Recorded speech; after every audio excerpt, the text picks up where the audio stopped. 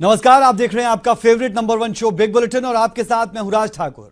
20 साल बाद हरियाणा में अब छात्र संसद लगेगी, लेकिन चुनाव की परंपरा बदली बदली नजर आएगी। हरियाणा सरकार ने छात्र संघ की बहाली का ऐलान कर अपना वादा तो पूरा कर दिया, लेकिन चुनाव का तरीका बदलकर कई सवाल भी खड़े कर दिए। मसलन अप्रत्यक्ष चुनाव का फैसला कितना सही, कितना गलत, ये तमाम सवाल उठने लगे हैं। क्या अप्रत्यक्ष चुनाव से छात्र राजनीति के गुर सीख पाएंगे और क्या अप्रत्यक्ष चुनाव में हिंसा नहीं होगी? बिग बुलेटिन की बिग डिबेट पर जाएंगे, लेकिन सबसे पहले आप ये रिपोर्ट देखें।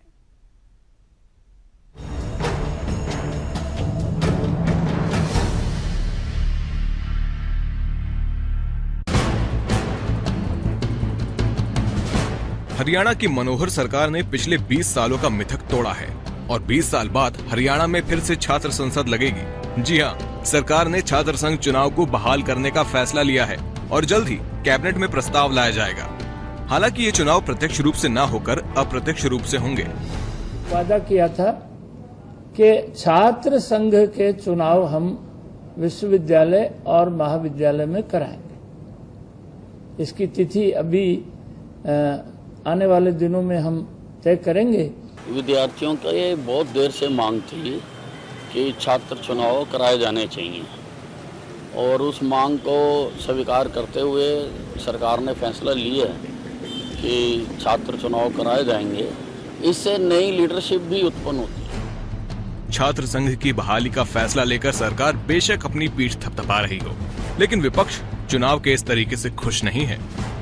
कोई सराहनीय कदम नहीं है। इस तरह का मैं समझता हूं कि आधी अधूरी इस तरह की चीजें परोसना, इससे कोई संतुष्टि नहीं होगी और ना इससे कोई छात्र आंदोलन मजबूत होने वाला है, ना छात्र राजनीति को दिशा मिलने वाली है, ना नया नेतृत्व। इससे जो एक होता है कि स्टूडेंट मूवमेंट से लोग निकल करके आए, वो नहीं निकल के आएंगे। स्वागत करता हूँ छात्र संघ चुनाव का जो फैसला सरकार ने लिया है। अब सरकार की मंशा पे तो शक है, क्योंकि ये फैसले बहुत लेते हैं और फैसले लेकर के बदलते बहुत हैं। कभी जीन पे पाबंदी लगा देते हैं, कभी ये चलते चलते ये कह देते हैं कि जिसके घर में फ्रिज होगा उसको बुढ़ापा पेंशन नहीं देंगे। ये इस तरह के जो जुमले जो हैं ये फेंकते रहते हैं। काबिले गौर है कि 80 और 90 के दशक में छात्र संघ चुनाव के दौरान विश्वविद्यालयों और कॉलेजों में छात्र नेताओं की हत्या, हिंसा और राजनीतिक पार्टियों की दखलंदाजी बढ़ने के कारण कुलपतियों की सिफारिश पर साल 1996 में तत्कालीन मुख्यमंत्री चौधरी बंसी लाल ने छात्र संघ चुनाव पर रोक लगा दी थी। ईटीवी न्यूज के लिए चंडीगढ़ से अंकित दुदानी और अनूप कुमार के साथ ब्यूरो रिपोर्ट।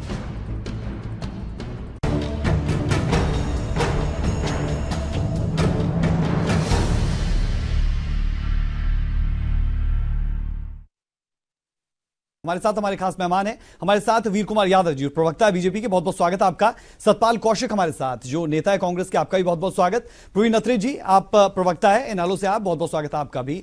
वरिंदर मलिक, वामपंथी नेता, वो भी हमारे साथ होंगे और गोविंद ठुकराल जी, जो वरिष्ठ पत्रकार है, वो भी हमारे साथ रहेंगे। सबका बहुत बहुत स्वागत है। शुरुआत में करना चाहूंगा बीजेपी से। वीर कुमार यादव जी, आपने अपना चुनावी वादा तो पूरा कर दिया, लेकिन एक अलग अंदाज में, जिससे आप पर सवाल उठ रहे हैं। अब देखिए राज जी, मैं समझता हूँ छात्र राजनीति में ये फैसला एक बहुत बड़ा फैसला है, ऐतिहासिक फैसला है और जो बड़े लंबे समय से जो विद्यार्थियों के मांग एक फैसला है जी।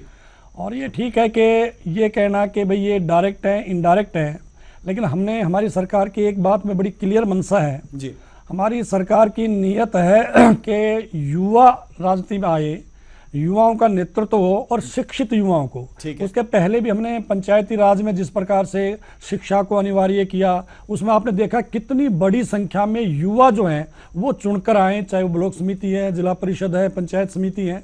इसी प्रकार से युवा लीडरशिप हो, पढ़े लिखे लीडरशिप हो। तो मैं समझता हूँ इस दृष्टि से सरकार ने, हमारी पार्टी ने जो चुनाव से पहले जो कमिटमेंट की थी, जो वादा किया था, उसको हमने पूरा किया है। तो ये मैं समझता हूं कि विद्यार्थियों की यानी छात्र राजनीतिक दृष्टि से ये बहुत अच्छा कदम है, सराहनीय कदम है। ठीक है, प्रवीण अत्री जी के पास चलते हैं। साहब, मुख्य विपक्षी दल आपने स्वागत किया, लेकिन मंशा पर आप सवाल उठा रहे हैं। मंशा पर किस तरीके से सवाल? एक पहल जिसकी हर कोई उम्मीद कर रहा था, वो की तो गई। देखिए राज, एक तो भारतीय जनता पार्टी का जो अभी तक का कार्यकाल रहा है, उसके ऊपर अगर हम नजर डालें तो मंशा पे सवाल ऑटोमेटिकली उठ जाते हैं। जहां तक छात्र संघ चुनाव की बात है, शिक्षा मंत्री ने एक बार पहले भी ऐसे ही कहा था, लेकिन उस वक्त कुछ नहीं हुआ। तो भारतीय जनता पार्टी किसी भी घोषणा को करके और उससे मुकर जाना, ये इनकी परंपरा रही है, इसलिए नियत पे सवाल उठते हैं। दूसरी बात, जैसे अभी वीर कुमार यादव जी ने कहा कि साहब इससे युवा राजनीति में आएंगे।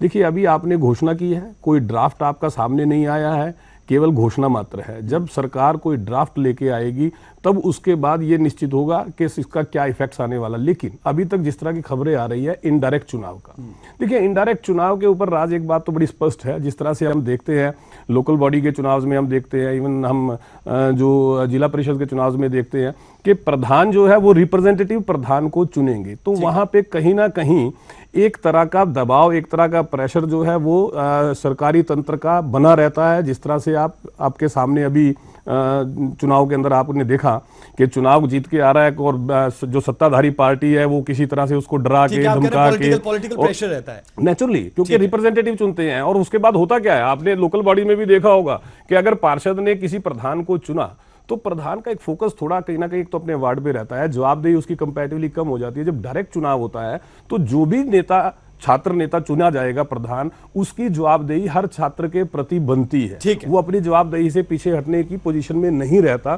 तो सबसे पहले तो सरकार वो ड्राफ्ट लेके आए और उसके बाद किस डेट में चुनाव होंगे। देखिए, अब सेमेस्टर सिस्टम है, सेमेस्टर सिस्टम में ये बड़ा महत्वपूर्ण है कि सरकार किस तारीख में चुनाव करवाना चाहती है। ठीक है, वो तमाम चीजें काफी चीजें ऐसी हैं जो अभी सरकार ने स्पष्ट ही नहीं की है। बिल्कुल ठीक है, पॉलिटिकल प्रेशर रहता है, ये कह रहे हैं प्रवीण अत्रे जी। कौशिक जी, आप कैसे देखते हैं? कांग्रेस ने सीधे तौर पर कहा कि जो नेता है जिसकी उम्मीद की जाती है कि छात्र राजनीति से मिलेंगे, वो यहां से मिलते नहीं दिखेंगे। ऐसा क्यों? क्योंकि अप्रत्यक्ष रूप से अब कम से कम चुनाव हो तो रहे हैं। देखिए राज जी, 1996 के अंदर चौधरी बंसीलाल जी ने इन चुनाव को बंद किया था जी, और उस सरकार में बंसीलाल जी के साथ भाजपा भी शामिल थी। ठीक है, मैं अपने साथी वीर कुमार जी से पूछना चाहता हूं कि सरकार ने एक घोषणा कर दी कि छात्र चुनाव होंगे। क्या छात्र चुनाव होने के बाद क्या दिशा होगी, क्या छात्रों का डायरेक्शन होगी और क्या उसका परिणाम होगा? क्या सरकार ने इसका अवलोकन किया है? क्योंकि ये चुनाव बंद भी भाजपा और बंसीलाल जी ने किए थे और आज खोलने वाले भी यही हैं 20 साल के बाद। मैं पूछता हूं कि जो प्रक्रिया शुरू की है, इस प्रक्रिया का ड्राफ्ट क्या होगा, उसके नियम क्या होंगे? और मैं सीधे साधे कहता हूं कि जो इनडायरेक्ट चुनाव हो रहे हैं, एसीआर बनेंगे, उससे प्रधान बनेगा, इससे जुगाड़बाजी को बड़ी भारी वो मिलेगी, बल मिलेगा। जो एसीआर बन जाएंगे उन पर दबाव डालेगा प्रशासन, चेयरमैन अपना बनाएंगे और ये राजनीति को खराब करेंगे।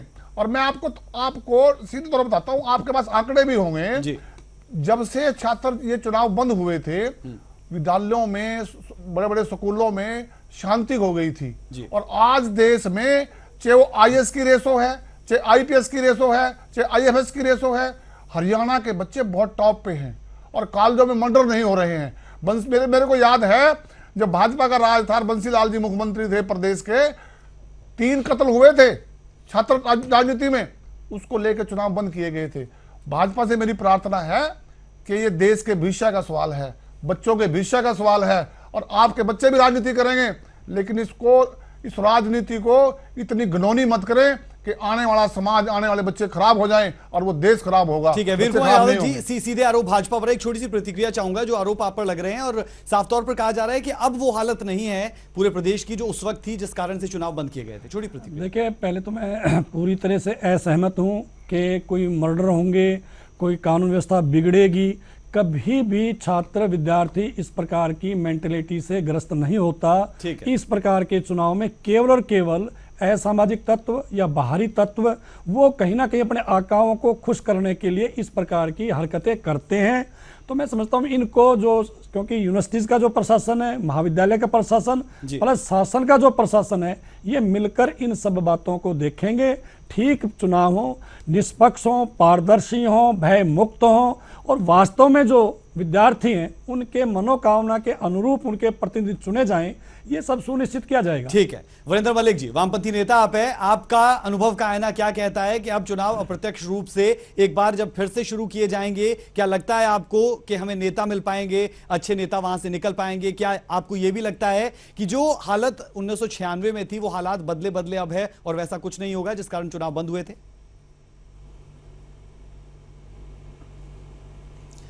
देखिए, भाजपा की एक विभागीय मीटिंग के बाद मुख्यमंत्री ने जिस रूप से चुनाव के बारे में चर्चा की और शिक्षा मंत्री ने घोषणा की है, अभी उसके अंदर बहुत कुछ देखा जाना बाकी है।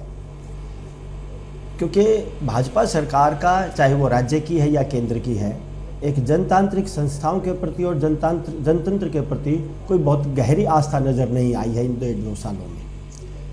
हरियाणा के संदर्भ से पहले थोड़ा सा चर्चा करें, चाहे वो JNU का सवाल था, हैदराबाद सेंट्रल यूनिवर्सिटी का था, FTII का था, जादवपुर यूनिवर्सिटी का था, वहाँ पे इलेक्टेड यूनियंस के दबाव डालते हुए एक भाजपा के ही कार्यकर्ताओं ने कुछ ऐसे शिकायतें की जिनमें केंद्रीय मंत्री तक शामिल हुए। तो ये जो अप्रत्यक्ष चुनाव की घोषणा है, ये अभी सिर्फ एक घोषणा है, किस रूप में जाएगी ये एक सवाल देखने का है। लेकिन ये सही है कि छात्रों के बीच में खुली बहस होनी चाहिए, एक खुला वातावरण हो। विश्वविद्यालय तो नाम इसलिए है कि सभी विचार वहाँ पे पनपे, लेकिन जिस तरीके से हरियाणा सरकार का भी हम देख रहे हैं, खास तौर पे शिक्षा मंत्री का कल का बयान मैं जरूर कहना चाहूँगा कि एक आदेश आया कि शिक्षक जीन्स पहन के नहीं आएंगे। शिक्षा मंत्री कल कहते हैं जीन्स तो बिना पहन के आए, लेकिन वो नंगे ना आए, कुछ भी पहन के आ जाए। ये एक जो हिकारत की नज़र से जिस तरीके से शिक्षकों को देखा जा रहा है, वो बयान या हमारे हरियाणा के विश्वविद्यालयों में जिस तरीके से, लेकिन एक शिक्षकों के प्रति एक जो सम्मान। ठीक है, आगे बढ़ते हैं। गोविंद ठुकराल जी हमारे साथ, वापस आऊंगा आपके पास, वापस आऊंगा आपके पास और फिर आपसे फिर से जवाब लूंगा। पहली प्रतिक्रिया आपसे चाहिए थी। गोविंद ठुकराल जी, आप कैसे देख रहे हैं कि खुला वातावरण होना चाहिए, ये हर कोई कहता है, लेकिन डर ये कि उसी खुले वातावरण में कहीं जो सरकारी तंत्र है उसका दुरुपयोग ना हो जाए? बहुत से डर और भी देख रहे हैं विपक्षी दलों को खासकर। सरकार ने 2 बातें सोची हैं जी। एक तो इलेक्शन का वादा था वो पूरा कर लिया, कह दिया पूरा कर दिया। ठीक है। इनडायरेक्ट इलेक्शन का 2 उसमें डर हैं। एक तो जो रिप्रेजेंटेटिव चुन के आएंगे, जो प्रेसिडेंट या सेक्रेटरी जनरल होंगे, वो रिप्रेजेंटेटिव नहीं होते, क्योंकि इनडायरेक्ट इलेक्शन से जो क्लासेस के स्कूल छात्रों का बनेगा, कॉलेज बनेगा, वो एक प्रेसिडेंट, हाँ जो भी AC, हाँ ठीक है यार, CR जो बनेंगे उससे चुन के आएगा। एक तो मुश्किल उसमें आती है कि वो जो प्रेसिडेंट वगैरह सेक्रेटरी बनेंगे वो सभी को रिप्रेजेंट नहीं करते, अपनी क्लास से कहीं से निकल के आएंगे। एक तो ये है। दूसरा है कि इस इलेक्शन को मैनेज करने में कॉलेज के प्रिंसिपल और मैनेजमेंट के लोग या यूनिवर्सिटियों के वाइस चांसलर कामयाब हो जाते हैं, बहुत बार देखा गया है। डायरेक्ट इलेक्शन में कामयाबी उतनी नहीं मिलती, लेकिन इस इलेक्शन का एक फ़ायदा ये होता है कि क्लासेस से अच्छे रिप्रेजेंटेटिव निकल के आ जाते हैं कई बार। ठीक है। और मैनेज हो जाती है, ताकि ज़्यादा वायलेंस और ज़्यादा ये ना हो कि 1 महीना यूनिवर्सिटी में चुनाव हो रहे हैं, चुनाव के ढोल बज रहे हैं, और उस ढोल बजने में ठीक है नेता भी निकलेंगे, सब कुछ निकलेंगे, लेकिन उसमें कोई एजुकेशन का नुकसान बहुत हो जाता है 1 महीने में। अच्छा। ये मुश्किल हो जाती बहुत। तो इनडायरेक्ट इलेक्शन का ये एक फ़ायदा रहेगा, लेकिन नुकसान ये है कि वो असली रिप्रेजेंटेटिव नहीं होंगे और मैनेज किए जा सकेंगे। तो आधे अधूरे काम से सरकार ने कुछ कोशिश की है। अब ये आएगी बात खुल के कि किस तरीके से इलेक्शन किए जाएंगे, किन कॉलेजेस में होंगे, कहाँ नहीं होंगे, यूनिवर्सिटीज़ में कैसे होगा जी। क्योंकि चाहिए तो सरकार को ये कि वाइस चांसलर को और प्रिंसिपल्स की एक मीटिंग करके, रिप्रेजेंटेटिव मीटिंग करके एक ऐसा मसौदा तैयार करें जो सभी को, स्टूडेंट्स को और कॉलेज अथॉरिटीज़ को एक्सेप्टेबल हो, ताकि उससे अच्छी तरीके से चुनाव हो सकें, राजनीति में आगे बढ़ सकें, और पढ़े लिखे लोगों जिनकी बात ये कर रहे हैं कि सामने आए, तो सामने वो एक्सपीरियंस बड़ा अच्छा रहता है। कॉलेज के कई प्रेसिडेंट हुए जो बहुत दूर तक पहुँचे हैं। तो ये बहुत लाजमी है कि इलेक्शन हो और विद्यार्थी राजनीति में हिस्सा लें। राजनीति वो वहाँ सीमित रहे, वो उनकी यूनिवर्सिटीज़ तक सीमित रहे, वहाँ पे जो आदान प्रदान होना है विचारों का, उसकी एक खुली छुट्टी होनी चाहिए, खूब खुले तरीके से आदान प्रदान हो, विचार खूब चलें। ठीक है। जैसे वो कहते हैं 100 फ्लावर्स ब्लूम, जितने भी फूल खिलेंगे अच्छे खिलेंगे, कोई ना कोई फूल बहुत अच्छा निकल जाएगा, बहुत अच्छा निकलेगा। ठीक है, वीर कुमार यादव जी, सीधे आरोप आप पर यही लग रहे हैं, कांग्रेस बार बार एक बात कह रही है कि यहां से हम अच्छे राजनेता नहीं दे पाएंगे। क्या वाकई में जो चीजें सोची गई होगी निश्चित तौर पर, क्या मसौदा कोई इस तरीके का तैयार हुआ है? कुछ उस पर अगर आप बता पाए हमारे दर्शकों को। देखिए राज जी, सबसे बड़ी दुर्भाग्य ये कि कांग्रेस पार्टी मुद्दा विहीन हो गई है। हर चीज का केवल विरोध और विरोध करना। आपकी 10 साल शासन रहा, आप तो हिम्मत जुटा नहीं पाए। उसके बावजूद भी अगर मान लो सरकार ने अप्रत्यक्ष रूप से ही सही, जैसे अभी ठकुराल साहब ने भी कहा, हमारा मानना ये कि कुछ इतिहास ऐसा रहा है छात्र राजनीति में बैड एलिमेंट्स ने आकर इस प्रकार के वातावरण को बिगाड़ा है, कई प्रकार के कानून व्यवस्था बिगड़ी है। तो ये मान लीजिए कि हमने एक शुरुआत की है और ये शुरुआत देखते हैं, ये जरूरी नहीं है कि यही होगा, हो सकता है अगर इसमें सुधार हो आगे चलकर वो जो प्रत्यक्ष की बात है वो भी लागू की जा सकती है। लेकिन इस समय अगर छात्रों की इतनी यानी पुरानी मांग थी और हमने कमिटमेंट की थी, राजनीति में हम जो कहते हैं वो करते हैं और छात्रों को पूरी स्वतंत्रता से अपने प्रतिनिधि चुनने का अवसर मिलेगा। बिल्कुल ठीक। विद्यार्थी अपने हिसाब से वहां अपने नेता बना पाएंगे और जो स्थानीय समस्याएं, चाहे एकेडमिक समस्याएं हैं, चाहे वो हॉस्टल से रिलेटेड समस्याएं हैं, चाहे वहां की अपनी और अन्य रैगिंग से समस्याएं हैं, वो अपने तौर पर निपटाएंगे। यूनिवर्सिटीज, विद्यालय, महाविद्यालय, ये सब स्वायत्त संस्थाएं हैं, इसमें हमारे इंटरफेरेंस का कोई मतलब नहीं। जैसे अभी ठकुराल जी कह रहे थे मैनेज करने में ये कोई दिक्कत नहीं है। हाँ, एक बात में जो हमारे वामपंथी मित्र हैं उनको मैं स्पष्ट कर दूं कि वो ये सोचे कि यहां भी राष्ट्र विरोधी गतिविधियां होंगी, वो तो भैया कतई नहीं होंगी। चाहे आप जवाहरलाल नेहरू यूनिवर्सिटी का एग्जांपल दे लीजिए, हैदराबाद का दे लीजिए, आप चाहें कि हम राष्ट्र विरोधी गतिविधियां करें, अब तो फोरेंसिक लैब से भी वो टेस्ट होगी। मुझे कमाल है, आश्चर्य है, अब भी उस बात को कह रहे हैं। अब तो फोरेंसिक लैब ने ये सिद्ध कर दिया कि वो छात्र राष्ट्र विरोधी थे, चाहे वो जो भी थे, मैं उनका नाम नहीं लेना चाहता, और आज भी उसका एग्जाम्पल दे रहे हैं। ठीक है जी ठुकराल जी, साइंस ने क्या साबित कर दिया कि राष्ट्रविरोधी थे? ये जो नारे लगाने वाले लड़के, नहीं साहब देखिए ठुकराल जी, उस पर नहीं जाएंगे वरना मुद्दा वही नहीं जाएंगे। बिल्कुल नहीं, उस पर नहीं जाएंगे। माफी चाहूंगा आप सबसे, उस मुद्दे पर नहीं जाएंगे। वीरेंद्र मलिक जी आपके पास आ रहा हूँ, मुद्दे पर रहेंगे। शांति बनाए रखें कृपया। वरिंदर जी शांत हो जाएं।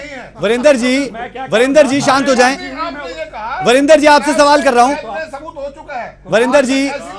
वरिंदर मलिक जी कमाल कर रहे हैं, आप सुन तो लीजिए। आप मुद्दे को भटका रहे हैं। ठुकराल साहब दूसरे मुद्दों पर नहीं जाएंगे, मुद्दे पर रहेंगे। वरिंदर जी आप एक बात बताएं, सीधा सा सवाल ये उठता है यहाँ पर कि अगर अप्रत्यक्ष रूप से भी चुनाव करवाए जा रहे हैं तो दिक्कत क्या है? वरिंदर मलिक जी 100% सही हुई है। वरिंदर मलिक जी करता हूं इस चैनल के माध्यम ठकुराल जी आपको वो सीधी जी वरिंदर मलिक जी कह सकते हैं 100% सिद्ध हुई है।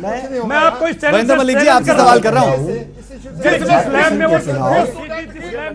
हाँ जी, मैं बोल रहा हूँ लेकिन इनको चुप करवाइए। हाँ, मैं ये कह रहा हूँ कि छात्र संघ के चुनाव प्रत्यक्ष प्रणाली से ही होने चाहिए, जवाब नहीं देना चाहते। और दूसरे पास जा रहा हूँ, प्रवीण अत्री जी मैं कह रहा हूँ कि छात्र संघ के चुनाव प्रत्यक्ष प्रणाली से ही हो, वही सही जनतंत्र है। देख रहे हैं और जहाँ तक आपने छात्र नेताओं की हत्याओं को चुनाव से जोड़ा है, मैं आपको स्पष्ट कर दूं, छात्र संघ के चुनाव होने चाहिए, छात्रों की बहुत पुरानी मांग है। अब दो बातें, एक तो ठुकराल साहब ने एक बात का जिक्र किया कि बच्चों की एजुकेशन के ऊपर, बच्चों की शिक्षा का नुकसान होता है उस एक महीने में। इसीलिए मैंने पहले ये बात कही थी कि सरकार अपना ड्राफ्ट लेके आए, सरकार तारीख बताए कि किस तारीख में चुनाव होंगे। बहुत इंपॉर्टेंट है कि जिससे छात्रों की शिक्षा का नुकसान भी ना हो, वो तारीख बताएगी इस बात के लिए। और दूसरी बात, जैसे अभी बात हो रही थी कि छात्र राजनीति के अंदर हत्याएं बढ़ जाएंगी। देखिए, सुप्रीम कोर्ट के निर्देश पे एक कमेटी बनी थी, लिंगदो कमेटी ने बाकायदा कुछ सिफारिशें की थी और उसका मकसद मात्र ये था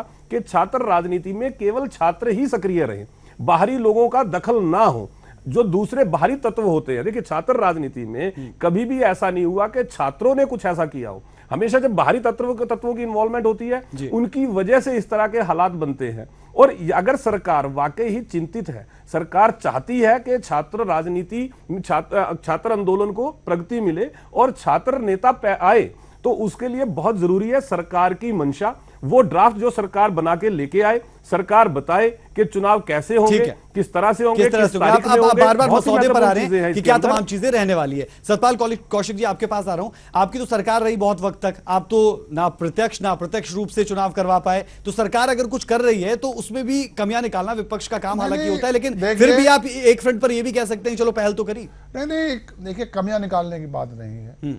भाजपा की जो सोच है वो जनहितकारी सोच नहीं है। वो हर काम में राजनीति करते हैं। मैं कहता हूं चुनाव तो कराएं, लेकिन चुनाव डायरेक्ट कराएं।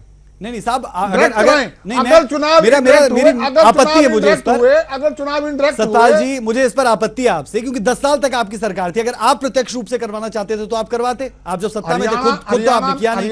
हरियाणा में शिक्षा का स्तर पिछले 10 साल का उठा के देख लें, हिस्ट्री का रिकॉर्ड है।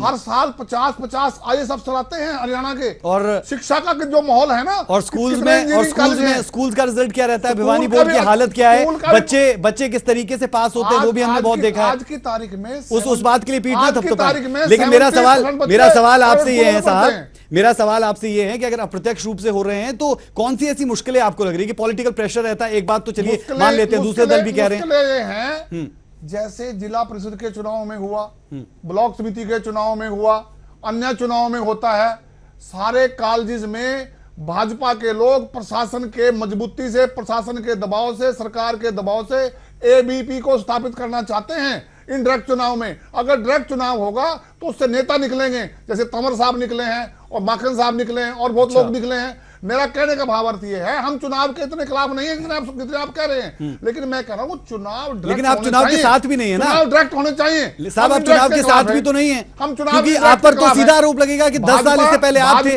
भाजपा जुगाड़बाजी की राजनीति करती है, जुगाड़बाजी, भाजपा फेल हो चुकी है।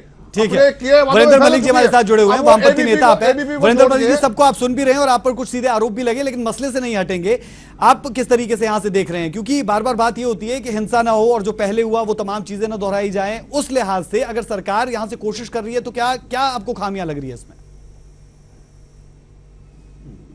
देखिए, मैं ये कह रहा हूं कि अगर विद्यार्थियों के बीच में जनतांत्रिक स्थापनाओं को मजबूत करना है तो प्रत्यक्ष प्रणाली से चुनाव होने चाहिए। जहाँ तक कि ठुकराल जी ने पढ़ाई के नुकसान का कहा था, मैं खुद हिसार एग्रीकल्चर यूनिवर्सिटी में 2 बार अध्यक्ष रहा हूँ और हमारा तो ट्राइमेस्टर सिस्टम था। वो सब चीज़ें अगर 15 दिन का समय हो और विश्वविद्यालय के विद्यार्थी और छात्र संगठन ही सक्रियता से हिस्सा ले, राजनीतिक दखलंदाजी ना हो और प्रशासनिक दखलंदाजी भी ना हो, और प्रत्यक्ष चुनाव प्रणाली है। और इससे भी जरूरी है चुनाव के बाद कि जो निर्णय लेने वाली कमेटियां हैं, एकेडमिक काउंसिल, एग्जीक्यूटिव काउंसिल, उनके अंदर विद्यार्थियों का प्रतिनिधित्व हो, शिक्षकों का हो, गैर शिक्षकों का हो। ये प्रक्रियाएं आज नहीं है, इसीलिए अप्रत्यक्ष चुनाव के ऊपर हमें संदेह होता है। और ये मुझे सही लगती है सतपाल जी की बात कि अगर प्रत्यक्ष चुनाव होगा तो वाकई जो पॉपुलर लीडर होंगे वो चुन के आएंगे।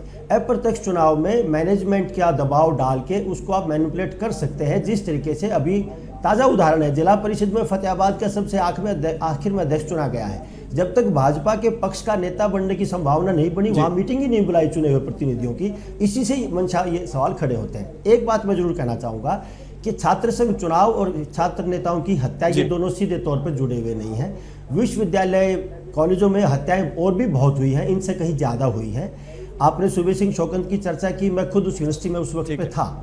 उनकी हत्या चुनाव से जुड़ी हुई नहीं थी, नए विद्यार्थियों के रैगिंग का सवाल था, वो विरोध करते हुए वहां पे गए और जिन लोगों ने हत्या की वो राज्य सरकार और वाइस चांसलर के द्वारा शय प्राप्त थे। ऐसे ही कुरुक्षेत्र में जसवीर सिंह SFI के अध्यक्ष थे। वो दौर था जब गैर शिक्षक कर्मचारियों का आंदोलन था, वाइस चांसलर उसको पिटवाना चाहते थे, विद्यार्थियों के हिस्से को वो उसके साथ शय दे रहे थे और वहां पे जो गुंडागर्दी थी उसका विरोध करते हुए चुनाव की पृष्ठभूमि में उनके ऊपर हमला हुआ। तो ये सिर्फ चुनाव से जोड़ के हत्याओं का ये जो रोक लगाई थी गलत लगाई गई थी। ठीक है वरिंदर जी, वापस आपके पास आऊंगा, एक छोटे से ब्रेक के लिए यहां पर रुकूंगा और ब्रेक के उस पार जानने की कोशिश ये करेंगे कि 2 चीजें निकलकर सामने आ रही है। पॉलिटिकल इंटरवेंशन पूरे तरीके से रहेगी, यानी जो दखल अंदाजी है राजनीति में वो सियासतदानों की दिखने लगेगी, एक बात ये रहती है। और दूसरी बात ये निकलकर सामने आती है कि कहीं ना कहीं दिक्कतें बढ़ जाती है, दिक्कतें बहुत लिहाज से बढ़ती है। उन तमाम चीजों पर चर्चा करेंगे छोटे से ब्रेक के बाद।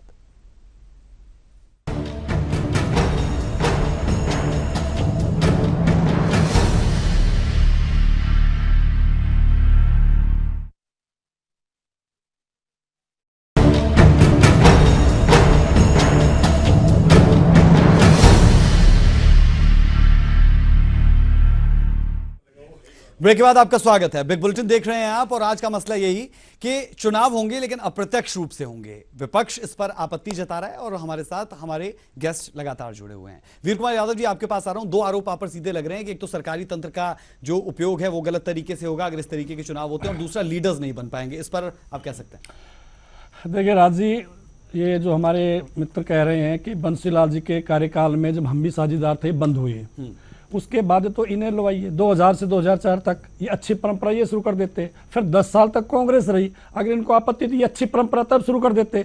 आप साहस कर नहीं पा रहे हो, अगर हमने कोई पहल की है, आप उसका विरोध करना है, तो मेरा निवेदन ये है कि विरोध के लिए विरोध मत करिए। आपको कमी नजर आती है, उसमें सुझाव दीजिए, हम सब मिलकर उसका सहयोग करेंगे, हम उसमें सुधार करेंगे। मैं स्वयं भी कुरुक्षेत्र यूनिवर्सिटी प्रेसिडेंट का चुनाव मैंने लड़ा है, मुझे पता है वहां किस प्रकार की दिक्कत आती है।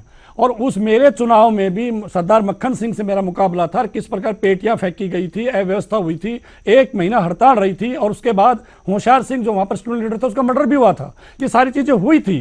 तो कई बार क्या है, मेरा कहना यह है कि कभी कभी हम इन सब हालातों से टैकल करते हुए एक हमने प्रयास किया है, एक हमने सोचा है कि हमारी कमिटमेंट भी है, छात्रों की मांग भी है, इस दिशा में बढ़ा जाए। और अगर हम सब मिलकर वातावरण अच्छा रखेंगे, अगर हम सब मिलकर कानूनी व्यवस्था की दृष्टि से सोचेंगे, गंभीरता से स्टूडेंट्स को फ्रीडम देंगे। मैं इस बात से सहमत हूं तेजी से कि बाहर का विद्यार्थी ही गड़बड़ करता है, कभी स्टूडेंट कभी भी इस प्रकार की हरकत नहीं करता। या तो राजनीतिक दल करते हैं या बैड एलिमेंट करता है, 100 कार्ड जो चौधरी की लड़ाई होती है वो करते हैं। मुझे लगता है कि अगर विद्यार्थियों को मौका मिलेगा अपने लीडर चुनने का, चाहे वो सीआर है, डायरेक्ट इनडायरेक्ट है, कम से कम रैगिंग जैसी बुराई उस पर अंकुश लेगा।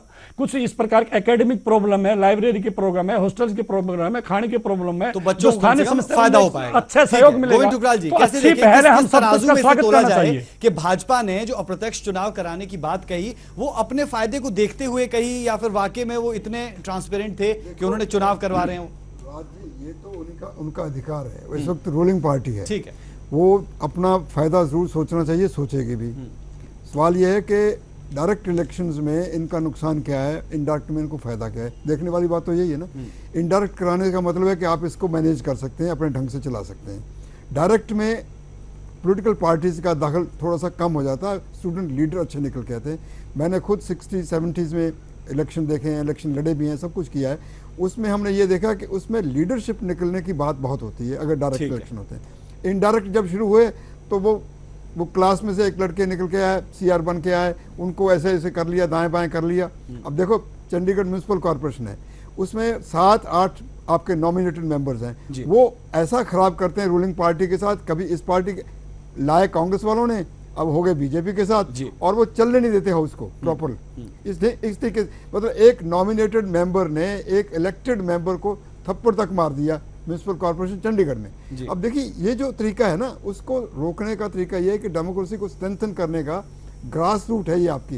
विद्यार्थी जीवन में जो आदमी सीख के आता है, बहुत से लोग ऐसे निकले हैं जो विद्यार्थी जीवन से निकले हैं और मतलब बहुत ऊंची पदों पे गए हैं, पॉलिटिक्स में ऊपर गए हैं, काम किया उन्होंने, वो एक ट्रेनिंग ग्राउंड बन जाती है। लेकिन उसमें एक चीज़ का ख्याल रखना होगा कि स्टूडेंट पॉलिटिक्स में जो बाहर की गुंडागर्दी है, पॉलिटिक्स की बात नहीं कर रहा, राजनीतिक पार्टियां दखल देंगी, वो दखल होगा, उसको आप नहीं रोक सकते, ना रोकने की कोशिश होनी चाहिए। लेकिन जो बाहर की गुंडागर्दी है या पैसे का या शराब का इस्तेमाल, वो रोकने की कोशिश सरकार को जरूर करनी चाहिए। ठीक है, प्रवीण अत्री जी आपके पास आ रहा हूं, और आप पर भी कुछ इसी तरीके के आरोप लगते हैं जो कांग्रेस पर लगते हैं कि आप इन पूरे के पूरे जो कदम उठाया गया सरकार का, इसका आप तारीफ तो कर रहे हैं, मंशा पर हालांकि सवाल उठा रहे हैं, लेकिन आपके पास जब मौका था तो आपने कुछ भी इस तरीके की पहल नहीं की। देखिए ठकुराल साहब ने लगभग सभी बातें स्पष्ट कर दी कि इनडायरेक्ट चुनाव और डायरेक्ट चुनाव के लाभ और हानि क्या है। और ये बिल्कुल स्पष्ट है। अगर आप छात्र आंदोलन को ताकत देना चाहते हो, जो लोकतंत्र डेमोक्रेसी का पहला स्टेप है स्टूडेंट पॉलिटिक्स, अगर आप उसको इनडायरेक्ट चुनाव में करवाओगे तो वो सीधा सीधा प्रशासन सरकार के दबाव में रहेगी।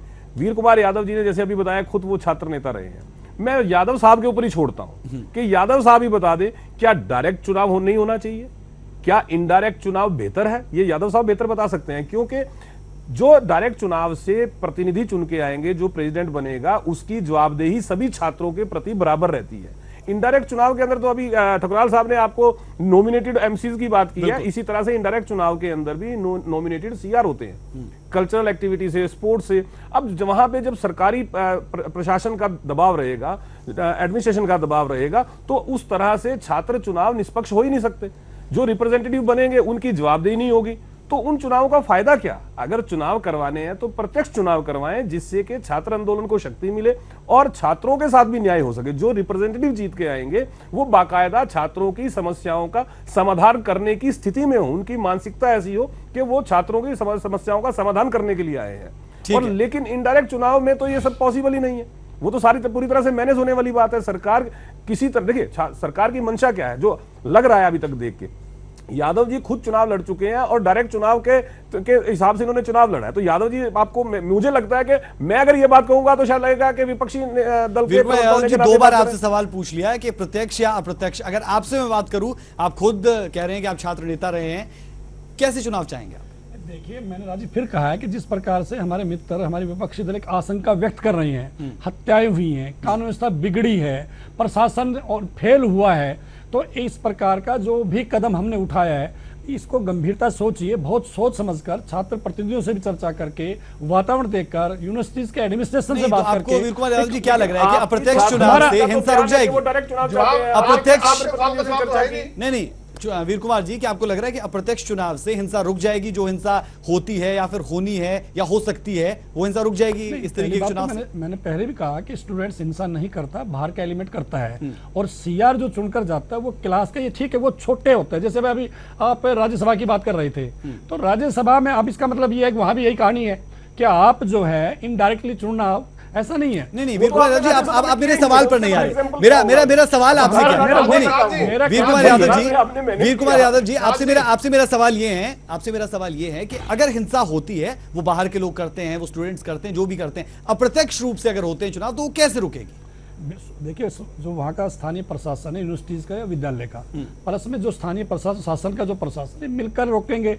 और हम सब राजनीतिक दलों की जिम्मेवारी बनती है, इसलिए हमारा कहना है कि हमने एक साहस जुटाया है, हमने एक बात की है। यानी मैं फिर वही कह रहा हूँ, प्रश्न पूछ रहा हूँ, भाई आपके पास मौका था, किसने रोका था? हमने तो रोका नहीं। विद्यार्थियों की मांग तब भी थी, बड़े बड़े दावे करते थे, तो आज हमने कदम उठाया है। और अगर इस प्रकार का वातावरण बनता है तो ये तो हम नहीं कह रहे कि यही अंतिम है, हो सकता है कि ठीक है, वरिंदर मलिक जी, खुली भाजपा, और हो सकता है कि आने वाले दिनों में कुछ अलग सूरत भी आपको दिखाई दे। वीर कुमार यादव जी सीधे तौर पर कह रहे हैं अच्छी सूरत में बदलाव भी हो सकते हैं। देखिए, मैं ये कह रहा हूं कि छात्र संघ के चुनाव करवाने वक्त पे जरूरी है कि छात्र संगठनों को भी शामिल किया जाए, उनसे सलाह ली जाए। अगर उनसे बातचीत करके किस तरीके से बेहतर हो सकता है, तो उनका एक हिस्सेदारी होगी तो वो बेहतर होगा। और अप्रत्यक्ष चुनाव कुरुक्षेत्र विश्वविद्यालय में होते थे, बाद के दौर में हिसार में एग्रीकल्चर यूनिवर्सिटी में प्रत्यक्ष होते थे। अप्रत्यक्ष चुनाव में क्लास के चुने हुए प्रतिनिधियों का अपहरण करके 15-15 दिन के लिए वो ले जाते थे, छुपा के रखते थे, और जिस दिन प्रेसिडेंट का वोट डलना था उस दिन लेके आते थे। जबकि हिसार एग्रीकल्चर यूनिवर्सिटी में जहाँ प्रत्यक्ष चुनाव था, कभी भी उम्मीदवारों के 500 रुपये से ज़्यादा खर्च नहीं हुए। कुछ ऐसे एहतियात हैं जो बरते जा सकते हैं। जीप गाड़ियों के पैसे के ऊपर रोक लगाई जा सकती है कि एक सीमा से ज़्यादा आप खर्च नहीं करेंगे। कैंपस के अंदर ही आप प्रचार का सीमित कर सकते हैं कि क्लास एड्रेस करें, वो जनरल बॉडी मीटिंग्स करें, इस तरीके से चले, और प्रत्यक्ष चुनाव में ही बेहतर उम्मीदवार जीत के आएगा। और अगर जनतंत्र को मजबूत करने में सिर्फ चुनाव के झुंझुने से नहीं होगा, हर जगह पे विद्यार्थियों की हिस्सेदारी तो कैसे करवाया जाए, क्या करवाया जाए, इसके अंदर भी सरकार छात्र संगठनों के विचार जान सकती है, उनसे इकट्ठे बैठ के बात कर सकती है। उसके बाद ये किया जाए तो इनकी मंशा पे शक नहीं होगा। वरना एकदम से ऐसे अप्रत्यक्ष चुनाव की घोषणा करके और हत्याओं के नाम पे प्रशासन सब, हत्याएं तो पंचायत चुनाव में भी होती हैं, हत्या होने से हम उसको रोक नहीं सकते। कोई बीमारी है, बीमारी का इलाज करो, don't throw the tub along with the child, मतलब उसमें आप पानी को बदलो। तो वहां पे जो समस्याएं हैं उनको रोका जा सकता है। वो सतपाल कौशिक जी के पास जाऊं, उससे पहले गोविंद टुकराल जी आप कुछ कहना चाहते हैं इनके जवाब पर? और विकास जी, सरकार वहां पे बैठाना चाहती है, और अप्रत्यक्ष चुनाव में उसको मैनेज करना बहुत आसान होता है प्रशासन के द्वारा, खासकर उस हालात में जब विश्वविद्यालयों के अंदर अधिकारी भी अपनी खास पसंद के लगाए जा रहे हैं। मैं ये पूछता हूँ कि आधा अधूरा करने की क्या जरूरत थी? आप पूरा ही कर लीजिए। अगर अच्छा काम किया है, शाबाश लेनी है लोगों की, तो शाबाश पूरी ले लीजिए। आधे अधूरे से क्या होगा? क्या आपकी मंशा पे शक क्यों होगा? इसलिए कि आप बात आधी अधूरी कर रहे हैं। आप जब मानते हैं कि छात्रों का चुनाव होना चाहिए, सक्रिय रूप से छात्र राजनीति में हिस्सा लें, ये भी आप मानते हैं। आपकी अखिल भारतीय विद्यार्थी परिषद, हर जगह उनके यूनिट बने हुए हैं, वो भी पार्टिसिपेट करते हैं। बिल्कुल ठीक। तो आप सीधे तौर पर चुनाव करवाइए, डायरेक्ट चुनाव कराइए, और उस चुनाव को लिंक दो कमेटी की रिपोर्ट है, उसमें गाइडलाइंस बनी हुई, उन गाइडलाइंस को सामने रख के चुनाव करवा लीजिए, बात खत्म हो जाएगी। ठीक है, वीर कुमार यादव जी से पूछ लेते हैं, एक छोटी सी प्रतिक्रिया आप साहब इस पर दे दें कि अगर प्रत्यक्ष चुनाव करवाने की बात है तो फिर क्यों ना मैदान में मुकाबला हो जाए? देखिए राजी, हर बात के लिए आपने तर्क कुतर्क करना, यही पंचायत में सिस्टम में हमने जब चुनाव कराए, जब हमने एजुकेशन की बात की तो यही विरोध शुरू हो गया कि आपने बहुत बड़ी संख्या में अनपढ़ लोग रह जाएंगे, उनके मौलिक अधिकार से वंचित रह जाएंगे। क्या नगर परिषदों के ब्लॉक्स में चुनाव नहीं हो रहे आजकल? कैसे हो रहे हैं वो? उस पर तो कभी किसी ने कुछ नहीं कहा। क्या वो सिस्टम नहीं है? वो भी तो यही सिस्टम है। इसलिए अगर इनडायरेक्ट चुनाव होते हैं तो एक मौका दीजिए, सीआर आएंगे, जो स्टूडेंट काउंसिल्स बनेगी वो कौन होंगे? चुने हुए प्रतिनिधि होंगे। अंतर इतना है कि एक स्टूडेंट केवल एक अध्यक्ष ही तो जाएगा, 4 ऑफिस बीरर की बात है, बाकी क्या करेंगे? सीआर जो बन चुनकर आएंगे, अलग अलग विभाग के जो रिप्रेजेंटेटिव आएंगे, क्लासेस के जो आएंगे, वो भी तो इलेक्टेड मेंबर जी तो हैं। इसलिए केवल ये कह देना कि इससे लाभ नहीं होगा, आप पहले तो ये बताइए कि आप चुनाव के पक्ष में कि विपक्ष में? चुनाव होने चाहिए कि नहीं होने चाहिए, ये तो क्लियर करिए। हर बात का विरोध करना, पहले पंचायती राज का विरोध किया, नहीं ये नहीं होने चाहिए, शिक्षा के साथ हटानी चाहिए। आज जब सुप्रीम कोर्ट ने स्टैंड लिया, भारतीय जनता पार्टी स्टैंड लिया, युवा शक्ति आई, पढ़े लिखे लोग आए, एक बार शुरुआत होने दीजिए, उसमें सहयोग करिए। आप हैं उनको दूर करवाइए। वीर कुमार जी कह रहे हैं कि शुरुआत होने दीजिए और उसके बाद देखेंगे। मैंने तो कहा है कि ये जो मैं ठकुराल जी आपकी बात नहीं कर रहा, मैं कांग्रेस की मैंने ये कहा है कि ठीक है, ये फैसला आपने फैसला लिया कि यूनिवर्सिटीज में और कॉलेजेस में चुनाव होंगे, छात्र संघ के चुनाव होंगे, ये बड़ा अच्छा फैसला है। अब इस आधा अधूरा ना छोड़िए, इसको पूरा कर लीजिए। आपके पास लिंगदो कमेटी की रिपोर्ट पड़ी हुई है, बड़ी सुलझे ढंग से एक इलेक्शन कमिश्नर ने रिपोर्ट दी है, हिंदुस्तान का टॉप इलेक्शन कमीशन ने रिपोर्ट दी है, उसको बेसिस बना के एक सेकंड सुन लीजिए, उसको बेसिस बना के आप इलेक्शन करवा लीजिए, बात खत्म हो जाती है। एक अच्छा कदम आपने उठाया है, उसको पूरा कर लीजिए। मेरा केवल कांग्रेस से कहना था 10 साल तक। चलिए ठीक है, कांग्रेस के पास चलते ना, कांग्रेस के पास चलते। वीर कुमार जी, सतपाल कौशिक जी आपके पास आ रहा हूं। क्या आप चुनावों के पक्ष में हैं और आपको भी क्या वो डर तो नहीं सता रहा जो वामपंथी नेता कह रहे हैं कि किडनैप कर लिया जाता है, लोगों को मुश्किलें होती है? जो मेरे साथी वामपंथी मलिक साहब ने कहा है, बिल्कुल सही कहा, मैं उनसे सहमत हूं। ये केवल कालजों में नहीं हुआ होगा, इस बार ब्लॉक समिति में हुआ, पंचायत समिति में हुआ, हर नगर निगम में हुआ। मैं प्रार्थना करता हूं वीर कुमार जी से कि बच्चे हैं जो कालजों में पढ़ते हैं आपके, इनको सही रास्ता दो, इनको आप खराब मत करो। अगर सीआर बनेंगे, उन पे प्रशासन का जोर लगेगा, सरकार की मर्जी से डेट फिक्स होगी, सरकार की मर्जी से चेयरमैन बना तो ठीक है, वरना डेट आगे एक्सटेंड हो जाएगी, झगड़ा हो जाएगा, इलेक्शन पोस्टपोन हो जाएगा। अगर इनकी नीयत ठीक है, ये छात्र राजनीति को बढ़ावा देने का इनके दिल में कोई बात है, इन्होंने डायरेक्ट चुनाव करने चाहिए। और मैं एक बात और कहता हूं, इन्होंने जल्दबाजी में कोई काम नहीं करना चाहिए, इन्होंने सारी पार्टियों को मिलकर उनसे बात करनी चाहिए, एक कमेटी बनानी चाहिए कि चुनाव कैसे होने चाहिए ताकि छात्र राजनीति में अच्छे लोग राजनीति में आए। लेकिन वो खुले हैं इसके लिए और कह भी रहे हैं। खुले नहीं है, वो खुले पूरे तरीके से वो कह रहे हैं। वीर कुमार जी आपके साथ है, वो खुले तौर पर कह रहे हैं कि तमाम चीजें ठीक रहती है तो हो सकता है बदलाव भी मिल जाए। नहीं, बदलाव कब मिलेगा? मैं कहता हूं इसमें शर्तें बनानी चाहिए कि कौन छात्र चुनाव लड़ेगा, उसकी क्या क्वालिटी होगी। आपने क्यों नहीं चुनाव कराए, मुझे इसका जवाब दे दीजिए। आप 10 साल सत्ता ठीक है, आपने चुनाव बंद कराए थे, आपने बंद कराए थे, आपका बंद कराया था क्या? आपने 96 बंद कराए थे आपने। 96 में सरकार आपकी रही, 2000 में आपकी सरकार रही, 2005 तक रही आपकी सरकार। सुन लीजिए कौशिक जी, 10 साल आपकी सरकार थी, आपने किसको रोका? चलो मैं कहता हूं आपने बहुत बड़ा काम किया है, बहुत बड़ा काम किया आपने देश का ये। लेकिन मैं ठीक है, वीर कुमार जी आपके पास आ रहा हूं। आपने एक बात कही कि अगर तमाम चीजें ठीक चलती है तो हो सकता है कि हम कुछ बदलाव भी कर सकते हैं। किस तरीके के बदलाव और कैसे चीजें ठीक चलेगी कि ये अप्रत्यक्ष से प्रत्यक्ष पर जा पाए? मैं एक छोटा सा एग्जांपल देता हूं। हमारे जो प्रदेश में नगर परिषद नगर पालिकाओं के इनडायरेक्ट चुनाव होते हैं, ये हम सबको पता है। उसके लिए भी हमारे माननीय मुख्यमंत्री जी ने, सरकार ने कमेटी बनाई आदरणीय अनिल विज की अध्यक्षता में कि चेयरमैन का डायरेक्ट करें कि नहीं करें। तो हमारी सोच वहां तक है, इसलिए हमारा कहना यह कि शुरुआत हमने की है। और क्योंकि आशंकाएं बहुत तरह की थी, बातें बहुत तरह की थी, स्टूडेंट्स पॉलिटिक्स में कहीं हमारा शैक्षिक जो कैंपस है उनमें अशांति ना हो जाए, वातावरण बिगड़ ना जाए, तो ये सब चीजें मद्देनजर रखते हुए, और हमारे एक ही है कि एक बार चुनाव हो, हम उनके जनप्रतिनिधि विद्यार्थी प्रतिनिधि चुने जाएं और वहां पर इस प्रकार के एक अच्छा प्रारंभ हो जाए, सब लोग सहयोग करके, हो सकता है आगे आने वाले समय में हो सकता है और कदम आगे बढ़ जाए। तो एक शुरुआत की है और बड़े वातावरण, बड़े बहुत भारी प्रेशर था कि चुनाव कराओगे तो हत्याएं होंगी, ठीक है, वक्त की कमी है, बिगड़ जाएगी। आखिरी प्रतिक्रिया सबसे लूंगा। प्रवीण अत्री जी, आपके पास आ रहा हूं। बहुत बार बातें होती है कि हिंसा नहीं होगी, ये चीजें करी जाएगी, वो चीजें करी जाएगी। क्या प्रत्यक्ष चुनाव से हम ये इस बात की गारंटी ले सकते हैं कि हिंसा बिल्कुल नहीं होगी? देखिए, सरकार की अगर मंशा सही हो, सरकार लिंग 2 कमेटी की रिपोर्ट्स में जितनी सिफारिशें हैं, अगर उसको सही मंशा से लागू करे तो इस तरह की चीजों से बचा जा सकता है प्रत्यक्ष चुनाव में। और चुनाव प्रत्यक्ष ही होना चाहिए।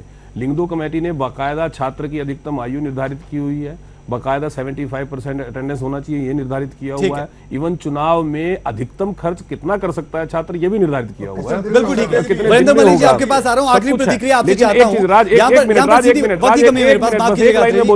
पंचायती राज का जिक्र बार बार कर रहे थे यादव जी। क्या यादव जी ये बताएंगे कि कितनी पंचायतें ऐसी हैं आज जो बिना सरपंच के हैं, क्योंकि वहां पे उस पर ले लेंगे जवाब उनसे। क्या ये बताएंगे कि ब्लॉक समिति और जिला परिषद के चुनाव के लिए अप्रत्यक्ष कोर्टों में जाना पड़ा, हिंसा होना ना होना किन चीजों पर डिपेंड करता है? क्या सरकार की नीयत पर डिपेंड करता है या फिर वो डिपेंड करता है किस तरीके से चुनाव हो रहे हैं? बेहतर होंगे बशर्ते कि विश्वविद्यालय, कॉलेज प्रशासन और सरकार और जिला प्रशासन वो अगर तटस्थ भूमिका में रहेगा तो ऐसी कोई समस्या वहां पे नहीं आएगी। लेकिन अगर सरकार का दखल होगा तो फिर गड़बड़ियां ज्यादा होती हैं उसके अंदर।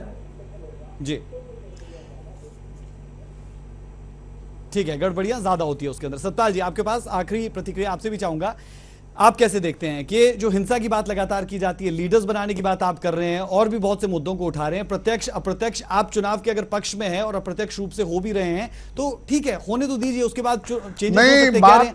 बात होने ना होने के हम इसमें चर्चा में सिर्फ ये बात कहना चाहते हैं कि ये चुनाव 20 साल के बाद हो रहे हैं। भाजपा ने बंद किए थे, भाजपा ने शुरू किए हैं, चलो ना, अच्छा काम किया है, हम इसकी बुराई नहीं कर रहे हैं। लेकिन हम ये कह रहे हैं अगर इनकी नीयत साफ है, ये छात्र राजनीति को बढ़ावा देना चाहते हैं तो इनको डायरेक्ट चुनाव करने चाहिए।